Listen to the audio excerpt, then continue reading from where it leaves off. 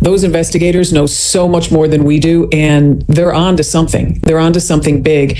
They just may be having a hard time proving it. Let me be clear. Everything presented here is from named, confirmed sources. This includes FBI agents and behavioral profilers, plus veteran officers cited by Fox News, CNN, NBC News, and News Nation. Suspects will not be named. We are not pointing fingers at anyone. This is a live federal case, a fact we respect completely. We are exploring expert theories, analytical tools, not verdicts of guilt. 2 a.m, Tucson, Arizona. An 84-year-old woman was home by herself. At 1:47 a.m. on February 1st, Nancy Guthrie's doorbell camera goes offline. It didn't fail. The battery didn't die. It was physically taken down. Someone ripped it from its mount. 25 minutes of silence followed. Then, at 2:12 a.m., a backup motion sensor trips. Someone is on the property. But there's no recording, no cloud service, no saved file. All that exists is a digital timestamp, proving movement at 2:12 in the morning. 16 minutes later, at 2:28 a.m., her pacemaker's link to her phone was severed. After that, Nancy Guthrie was gone. That is the official sequence of events. These are the only facts we can be certain of. But this video is about something else. For anyone who has tracked this case, I can promise this. What you are about to hear will fundamentally change your perspective on what unfolded on that porch. This comes from a veteran FBI expert, a 25-year professional who led behavioral analysis in Denver for 13 years. He has proposed a new theory, and it is not about the suspect's identity. It centers on what Nancy witnessed and what she possibly recognized when that door opened in the darkness, which reframes this entire crime. I have been dissecting this theory for the past few weeks. I have studied every published analysis from credible named professionals. The Bureau's footage has been examined by me, frame by frame. I am going to lay out the case for recognition, which is not just idle speculation, nor is it an internet rumor.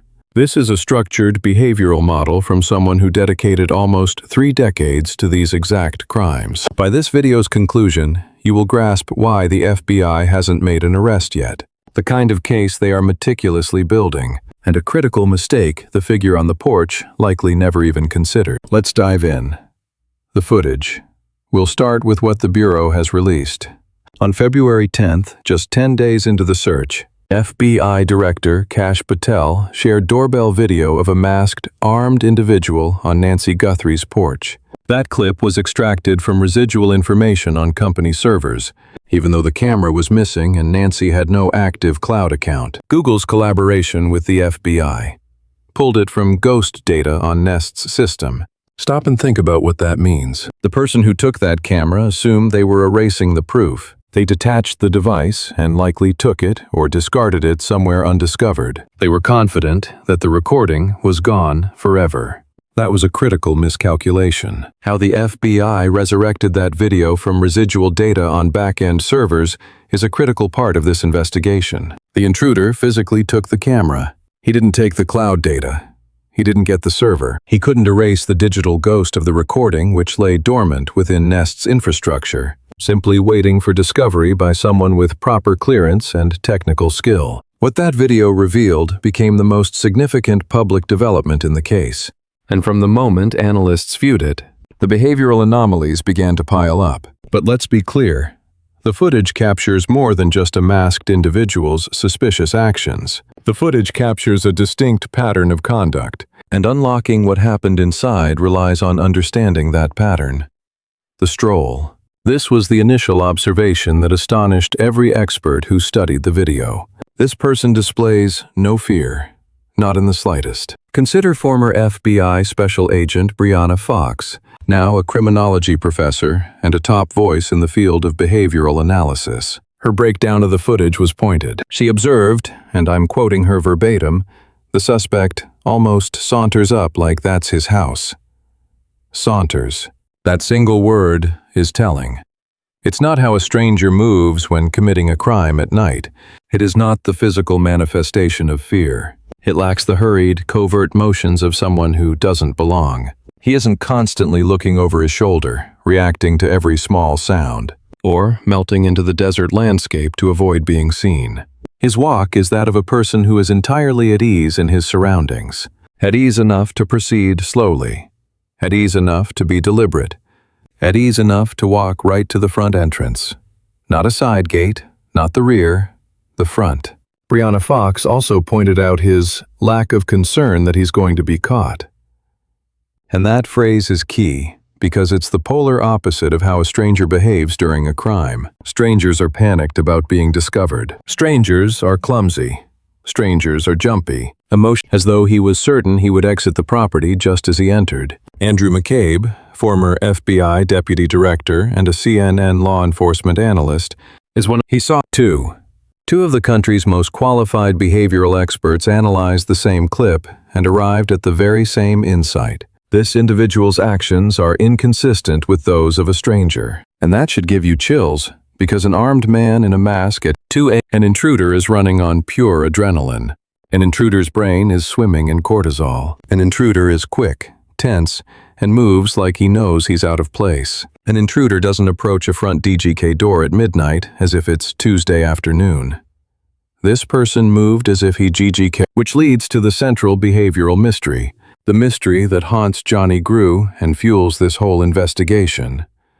Why bother covering the camera model? Observe his actions regarding the camera. He arrived unprepared, lacking even a laser to blind the device. He had no spray paint, no bag, and nothing to block the light.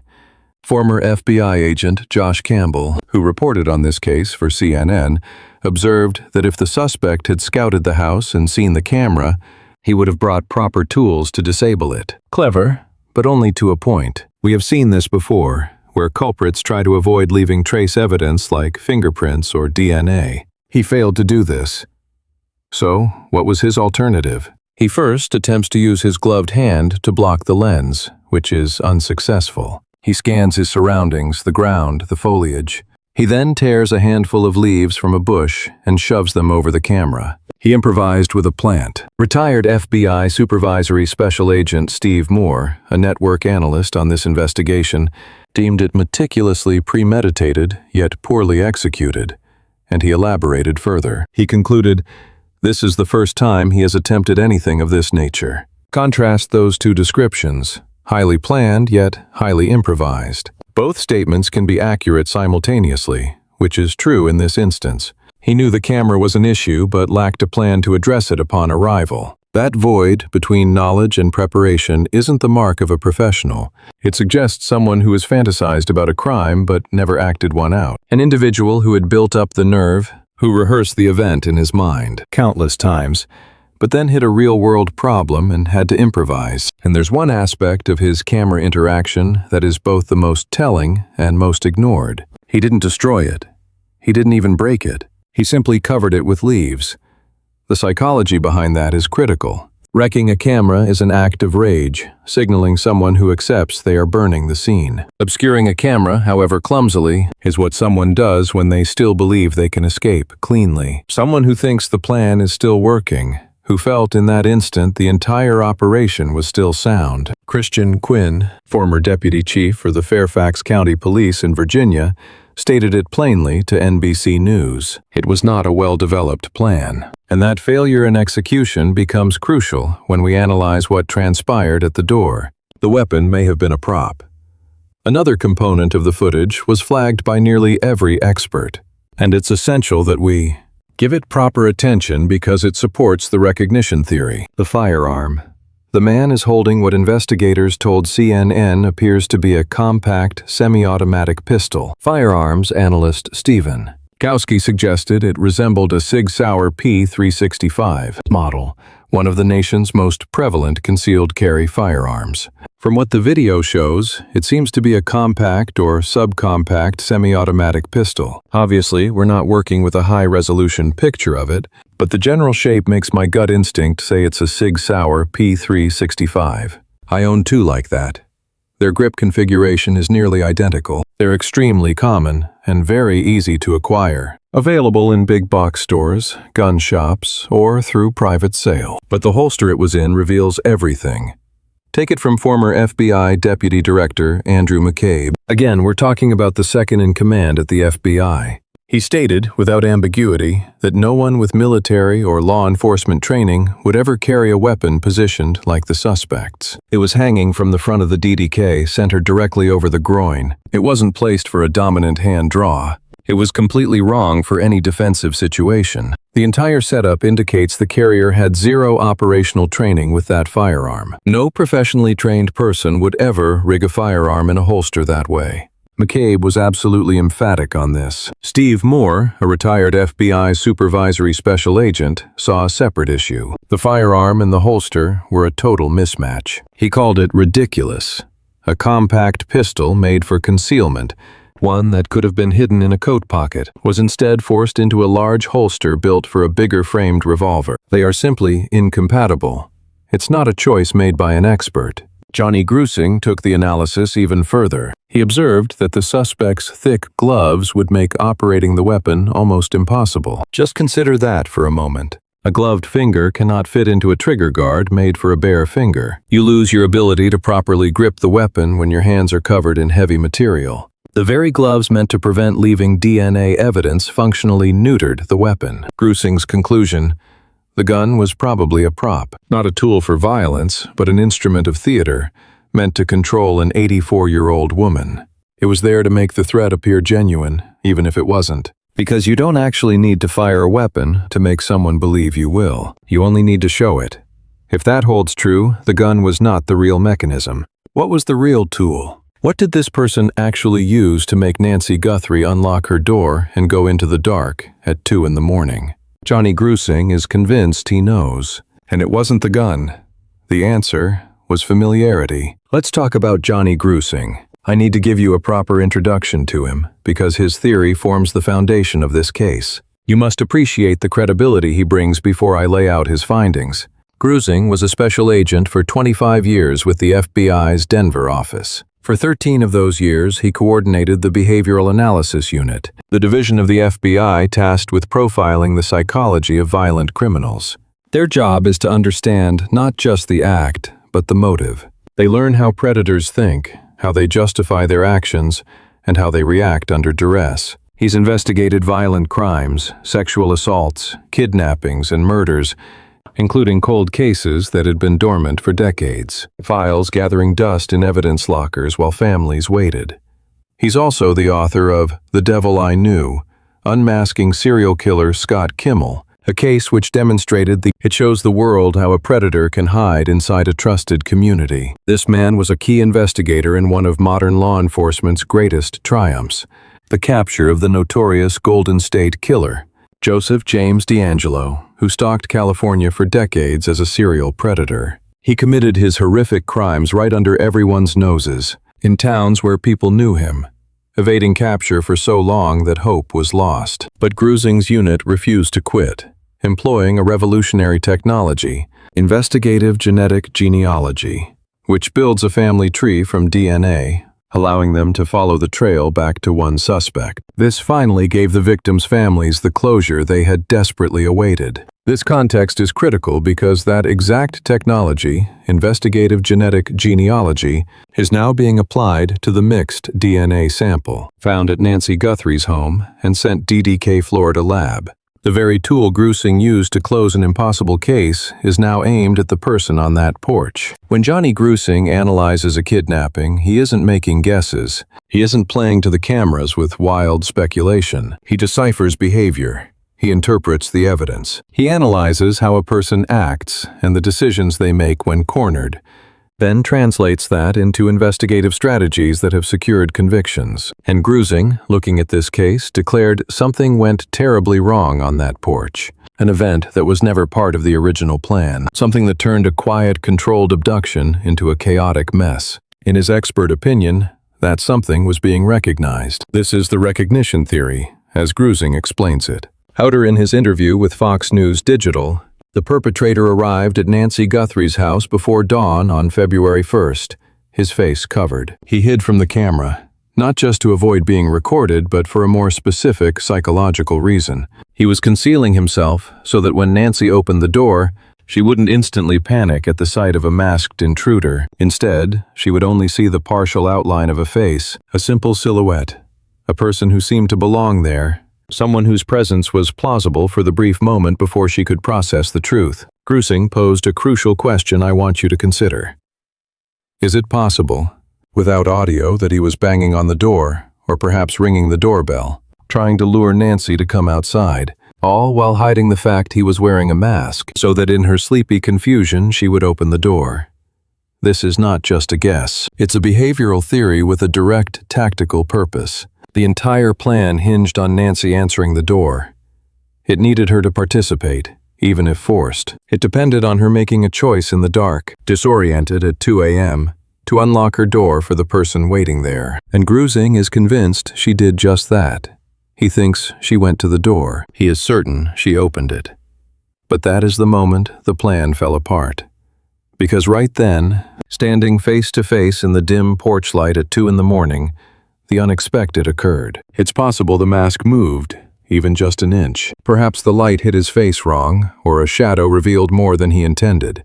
Or maybe sight had nothing to do with it. It could have been the sound of his voice, its unique rhythm, a gesture with his hand, the very set of his shoulders, his overall frame. The human brain can identify someone without seeing a face clearly. It processes 100 small cues before conscious thought even begins. We know people in ways we can't always explain. Studies confirm we identify people by how they move or sound, not just their faces. Someone you've known is recognized by your body before your mind catches up. This isn't a decision, it's instinct. And Grusing thinks Nancy Guthrie's instincts took over right then. She knew the man at her door, and in that same second, he realized his plan was ruined. Anonymity, the key to his entire operation, had vanished. Nothing that followed went according to plan. The scene on the porch, the silenced pacemaker, her disappearance. Grusing argues it all stems from that single moment of knowing.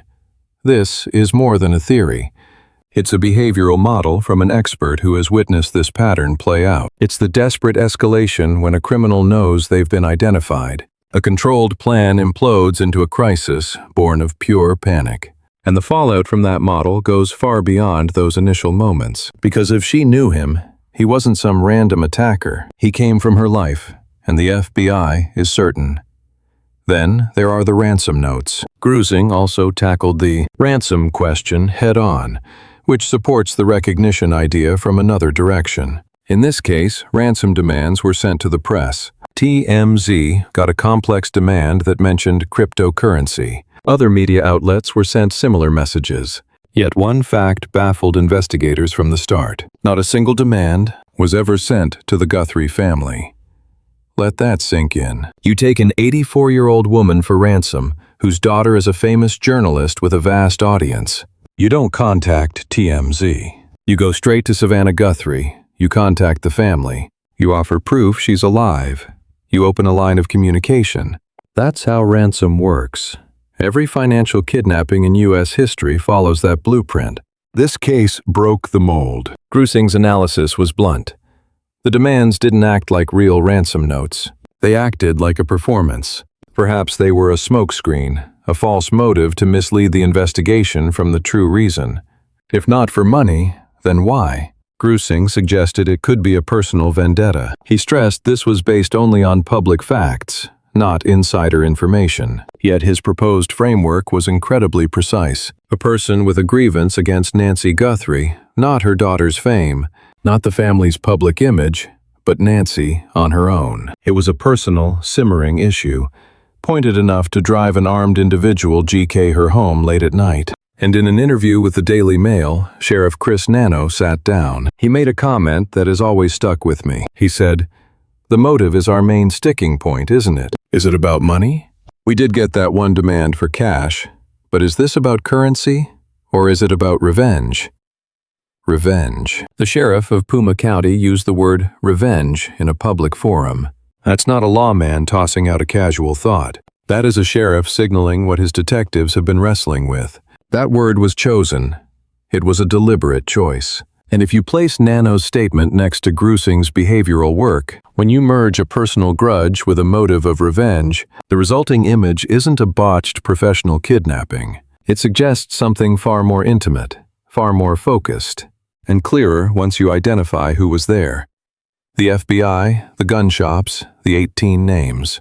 This is where we leave behavioral theory for documented investigative fact. In mid-February, after about 2.5 weeks of investigation, a gun shop owner in Tucson presented information that reframed how the public understood this entire case. His name is Philip Martin.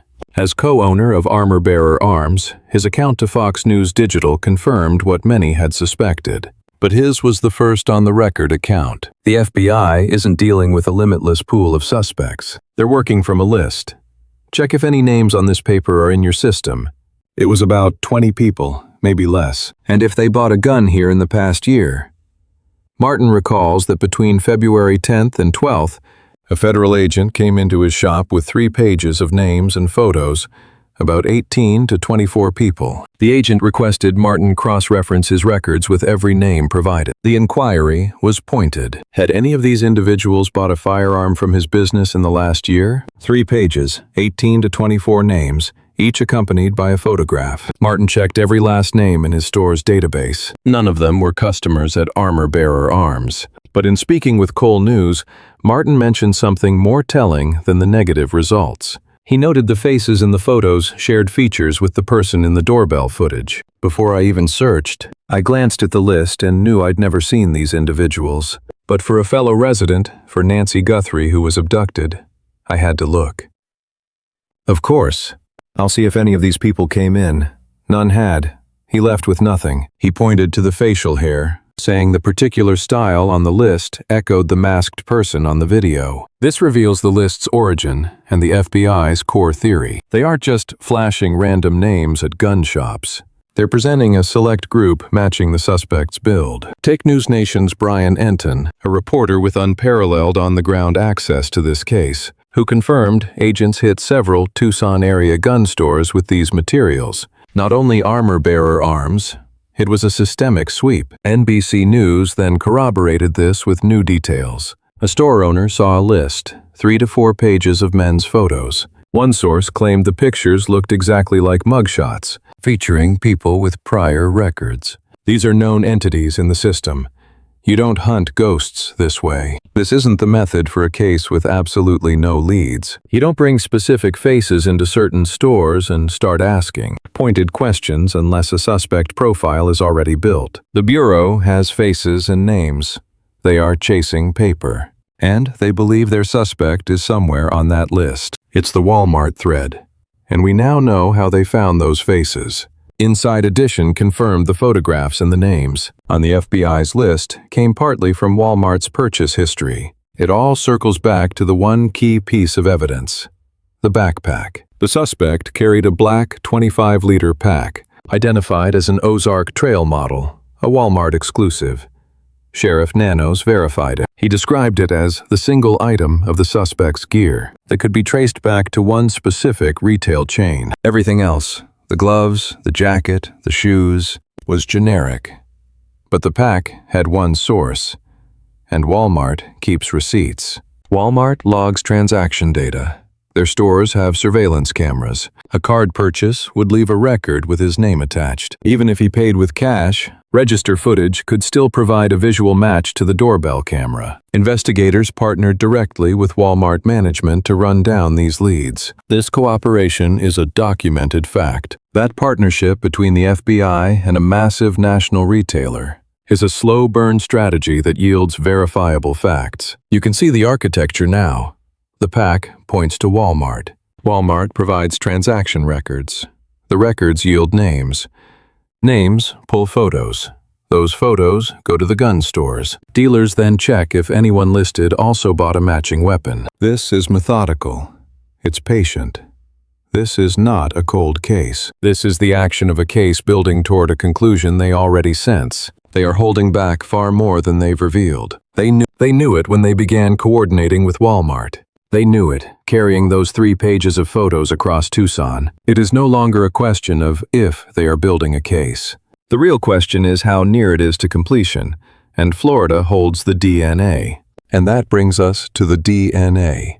Because while the suspect pool and gun store canvas form one path of inquiry, the genetic evidence forges a completely separate one. Yet both of these paths are leading to the exact same place, At Nancy Guthrie's home, investigators uncovered a DNA profile that didn't belong to her or anyone close to her. The family has been ruled out. Relatives provided their DNA voluntarily and were officially eliminated from the investigation. That unknown DNA, found near the victim's blood on her porch, is now at a private Florida laboratory. Sheriff Nanos has confirmed the sample is a mixture. You're trying to establish a comparative match. Often, DNA is mixed.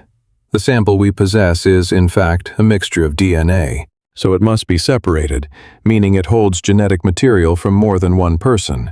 This presents challenges for a direct search against the CODIS database. But CODIS is no longer the only option. We heard from DNA expert C.C. Moore, and she is not a talking head. She is the innovator who pioneered investigative genetic genealogy in the United States, who has personally helped identify suspects in over 1,000 criminal cases. She stated to NBC News, "If I were the abductor, I would be incredibly worried at this moment, because investigative genetic genealogy will identify him. I were the abductor, I would be incredibly worried at this moment, because investigative genetic genealogy will identify him." Her conviction was total. Not that he might be found, but that he will be.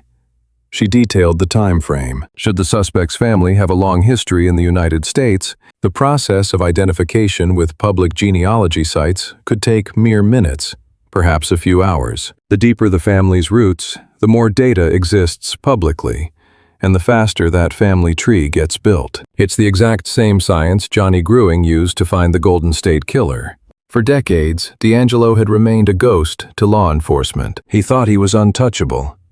He was wrong. His own genetics built a family tree that led police right to his location. This science is indifferent to how cautious you were.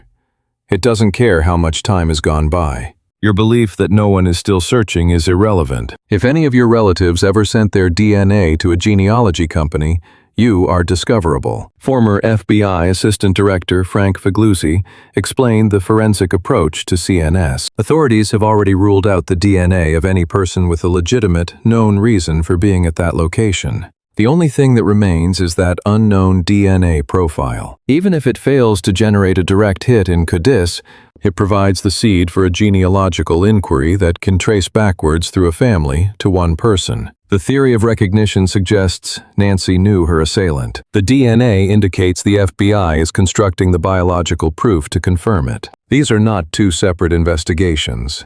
They are merging into one. The persons of interest from the Walmart footage.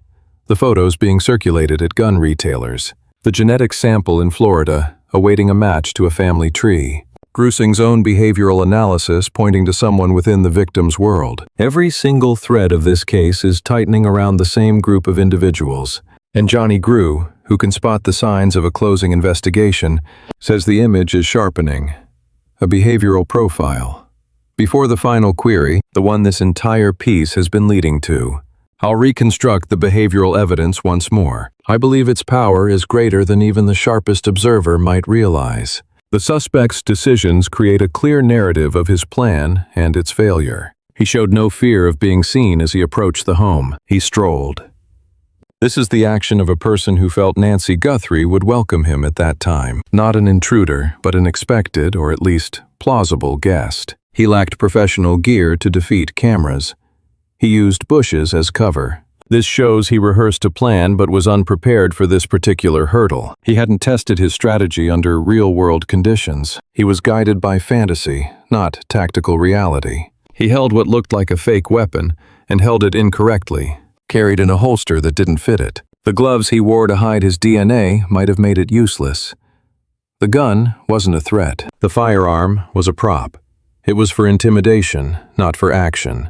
This points to someone expecting a controlled, non-violent encounter. The blood on the porch proves that encounter turned violent regardless. Not within the home, not in the entryway, but on the porch, exposed, between the door and the street. Nancy's blood was confirmed by DNA on her porch and driveway, as Sheriff Nanos reported. The clash occurred in that exposed area. The plan unraveled right there. When you overlay Gruing's framework onto the physical evidence, the behavioral profile, and the weapon's psychology, a clear image emerges. A picture of a scheme that shattered the instant Nancy Guthrie's mind reacted as it should have. A retired FBI supervisory special agent, Lance Leing, told CBS Evening News in March his take on the official silence. "I am hopeful, and I'm certain the family is too, that this quiet means they are closing in on something. They just need more time to investigate. Incredibly hopeful, the silence means they're onto something. They just need to dig deeper."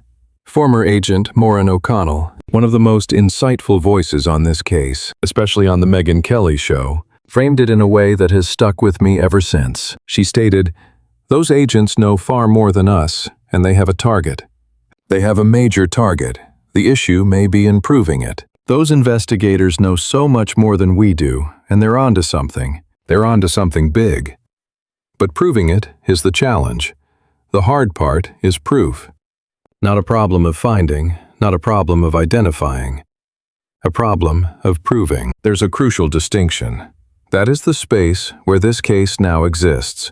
That is the question investigators are now circling. So who in Nancy Guthrie's circle matches this entire behavioral profile? The first theory hinges on recognition. It had to be someone Nancy would let inside. This wasn't a stranger or some random gunman in the night. It had to be a person whose arrival at her home at 2 a.m. made enough sense that she'd unlock the door instead of immediately calling 911. Her mind would have to register a familiar face before her instincts could scream, danger. A known voice, a familiar movement. Something that felt safe before it felt threatening. Next, the personal grievance theory points to a non-financial motive. Investigator Gruing was clear on this point. The way the ransom note was handled, GDK real, not professional. This was an attack aimed squarely at Nancy, fueled by a deep-seated rage. Finally, the profile demands an amateur, someone who was new to this. Consider the makeshift camera cover, the ill-fitting holster, the fake firearm. This was not the work of a seasoned criminal or a professional operation. As former FBI agent Steve Moore stated bluntly, "This individual has never attempted anything like this before." That points to an individual living an ordinary life, holding down a job, a person with a digital footprint, a documented existence. The FBI's pool of suspects, those 18 to 24 faces shown to gun dealers all over Tucson, was compiled from purchase histories and other commercial data. It was the mundane data trail of someone living a normal life, until they weren't. You don't track down career criminals that way. That's how you identify people rooted in a particular community, tied to a distinct set of circumstances, and linked by records to evidence found at the scene. Former FBI agent Stephen Rogers gave TV Insider an opinion that cuts to the core of this investigation. He explained, "I think it is highly likely that someone connected to Guthrie, perhaps through home maintenance, healthcare, or yard work, was involved. Such a person might have been paid for intel on her schedule or security systems. Alternatively, that individual could have used their job to gather that information themselves. Someone familiar, someone operating within the sphere of her daily existence, a person who knew her schedule and when she would be isolated. Someone who was familiar with the layout of her home, someone with a motive, real or imagined, to justify their violent actions." In March, Pima County Sheriff Chris Nanos told NBC News, "From the very beginning, we held strong convictions about what took place, and that certainty has not faded. We are confident we know his motive, and we believe she was specifically targeted. Strong convictions, not just hunches or speculation. Convictions that have withstood weeks of intense scrutiny without faltering." Then he repeated a critical point. "We believe we know why he did this, and we believe that it was targeted." They are convinced they understand the why. They are sure she was the intended victim. A specific motive and a chosen target that drastically shrinks the list of suspects. A stranger is not a target. A personal motive requires a prior connection. The sheriff's own words reinforce the behavioral profile's findings. This was personal.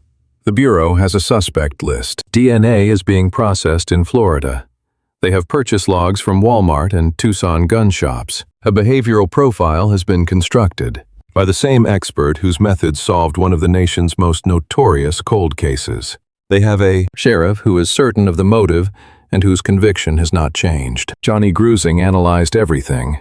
The distinct walk, the prop weapon, the crude camera blind, the blood on the doorstep, the ransom demands the family never saw, and the clear motive of a personal grudge. His conclusion? In that moment at the door, Nancy knew the person standing in front of her. That isn't just a theory. It is an expert assessment built on documented facts by a renowned and successful investigator. The FBI hasn't announced an arrest. They are building their case, proving every element, and closing the distance between suspicion and what can be proven in court. It is no longer a question of whether they know who this is. The question is when they will be prepared to name that person publicly. And based on everything we've seen from this investigation these last 8 weeks, the answer to that question could be much closer than anyone realizes. If you followed this series, you know we do not engage in rumor. We never name suspects or pass off public theory as investigative fact. Every single claim in this report originates from the public record at Fox News Digital, CNN, NBC News, Men's Journal, TV Insider, Parade, News Nation, and directly from the on-record statements made by the investigators and experts on this case. Every source is identified, every expert credentialed, every quote confirmed. Nancy Guthrie, 84 years old, has been missing since February 1st. She is without her vital daily medication. Her family has fought for her every single day.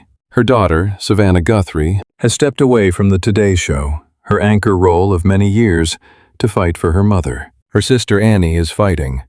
The entire Guthrie family has been steadfast, open, and cooperative. The community in Tucson has been laying flowers and candles at a growing memorial outside her home. People who never knew her are praying for her safe return. This case has gained the attention of the President of the United States, officials from all levels of law enforcement, and an investigative task force that Sheriff Nanos confirms is still fully operational. If you have information, any detail at all, no matter how minor it seems, please call 1-800-CALL-FBI. The FBI is offering up to $100,000 for information resulting in her recovery or an arrest. The Guthrie family is offering a separate $1 million reward for information that brings Nancy home. Somebody out there knows what happened. Someone has a connection to this crime. After February 1st, a person's behavior shifted, and someone took notice. They saw something that felt wrong. You might be sitting on a crucial detail, unsure if you should come forward. That detail is significant. Make the call. Our team will remain on this story as it unfolds. We will deliver each confirmed report, every qualified analysis, and all documented new evidence the moment it's made public. For Nancy Guthrie's family, answers are essential. And somewhere inside Tucson, the truth awaits. Our investigation won't stop until she's home.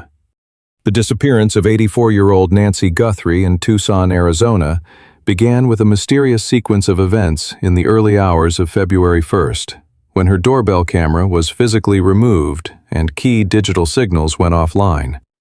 Despite this, the FBI recovered crucial footage from residual server data, revealing a masked individual approaching her home with unusual calmness. Behavioral experts noted the suspect did not act like a stranger, but rather someone familiar with the environment and, possibly, the victim. The recognition theory suggests Nancy may have recognized the intruder upon opening the door, causing the original plan to collapse and escalate into violence. Details such as a possibly non-functional weapon, improvised camera obstruction, and ransom messages sent to media instead of the family all point toward a personal motive rather than financial gain. Investigators are now narrowing suspects using purchase records, curated name lists, and DNA analysis.